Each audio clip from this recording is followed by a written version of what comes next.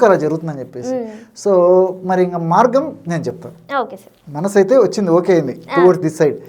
So అనేక రకాలైన medicines ఉన్నాయమ్మా. క్షేమదాయకమైనటువంటి ఔషధము, ఎలాంటి సైడ్ ఎఫెక్ట్స్ లేకుండా సైడ్ బెనిఫిట్స్ ఉండేటువంటి ఔషధాన్ని చెప్తాను చూడండి. ఫర్ ఎగ్జాంపుల్ దాల్చిన చెక్క పొడి ఒక 20 గ్రామ్స్ తీసుకోవాలి. దాల్చిన చెక్క ఐడియా ఉంటుంది మీకు. సో 20 గ్రామ్స్ దాల్చిన చెక్క పొడి తీసుకొని అందులో జాజికాయల పొడి ఒక 20 గ్రామ్స్ తీసుకోవాలి.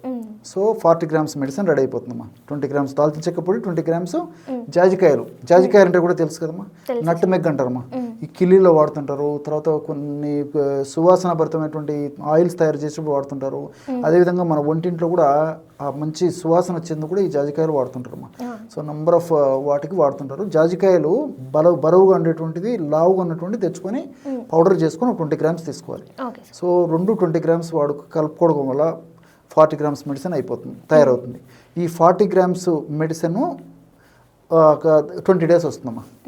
ఈ 40 గ్రామ్స్ మెడిసిన్ 40 డేస్ వస్తుంది. 40 గ్రామ్స్ మెడిసిన్, 20 గ్రామ్స్ దాల్చిన చెక్క, 20 గ్రామ్స్ జాజికాయల పొడి.